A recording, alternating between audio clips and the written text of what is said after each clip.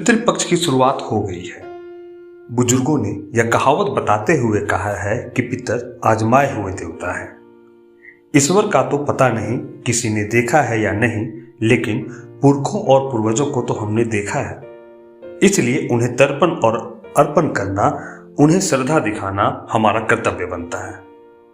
आखिर उन्हीं की वजह से तो हमारा अस्तित्व है। पितर पुरखे संतुष्ट हुए तो उनका आशीर्वाद मिलना तय है। पितृपक्ष का महत्व केवल अपने पुरखों तक ही सीमित नहीं है। जब आप पितरों का तर्पण करते हैं तो केवल अपने परिवार के पूर्वजों का ही तर्पण नहीं करते, बल्कि विश्व के सभी जड़ और चेतन का भी आह्वान करते हैं, उन्हें श्रद्धांजलि देते हैं।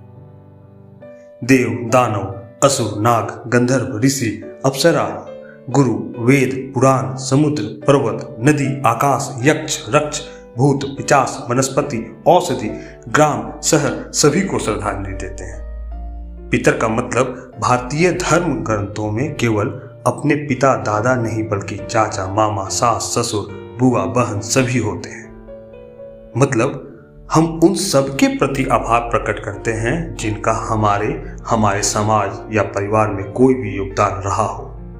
इसलिए अगर आप देवता की उपेक्षा करते हैं तो शायद उन्हें बाद में मना भी लिया जाए, लेकिन पितर पुरखे की कृतज्ञता क्षमा नहीं करते, इसलिए शायद यह कहावत बनी है। गरुड़ पुराण में विस्तार से वर्णन है कि मृत्यु के बाद कोई आत्मा कहां जाती है। किसी भी प्राणी की मृत्यु के बाद 3 गति होती है। पहला वे है जिन्हें मुक्ति मिल जाती है, लेकिन बहुत कम ही लोग मोक्ष को प्राप्त होते हैं। दूसरी गति यह है कि कुछ आत्माएं पुनर्जन्म लेती है तो कुछ आत्माएं भटकती हैं। इनकी नजर अपने वासिंदों पर रहती हैं और ये आत्माएं ही आशीर्वाद देती हैं।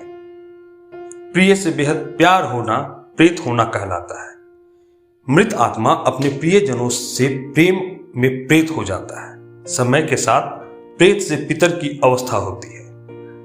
कहीं न कहीं से पितर पृथ्वी के हर जीव से जुड़ा होता है, इसलिए मनुष्य अपने अस्तित्व के लिए आभार व्यक्त करता है।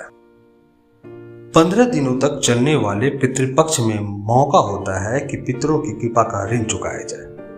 कहा गया है कि मनुष्य के जीवन में स्वयं ही 3 ऋण लद जाते हैं: पितृ ऋण, देव ऋण और ऋषि ऋण। इसमें पितृ ऋण को सबसे अहम माना गया है।